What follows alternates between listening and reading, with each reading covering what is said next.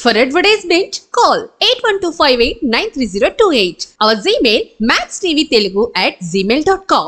ఒక్కోసారి పొరపాటున రాంగ్ నెంబర్కు యూపీఐ ద్వారా చెల్లింపులు చేసేస్తుంటాం. దీంతో ఆ డబ్బు ఎలా తిరిగి పొందాలో తెలియక తికమక పడుతుంటాం. ఒకవేళ అలా రాంగ్ పేమెంట్ చేస్తే ఆ డబ్బు తిరిగి ఎలా పొందాలో కొన్ని మార్గాలు ఉన్నాయి. ఇందుకోసం సదరు లావాదేవీల వివరాలను భద్రపరుచుకోవాల్సి ఉంటుంది. ఆ మార్గాలు ఏంటో తెలుసుకుందాం. నేరుగా వ్యక్తిని సంప్రదించి విషయం తెలియజేయాలి. పేమెంట్ వివరాలు చూపించి మీ డబ్బును తిరిగి ఇవ్వమని అడగాలి. మీరు ఏ యాప్ ద్వారా పేమెంట్ లావాదేవీ జరిపారో యాప్ సాక్ష్యాలు చూపించగానే రీఫండ్ ప్రాసెసర్ గురించి వాళ్ళు మీకు సమాచారం అందిస్తారు.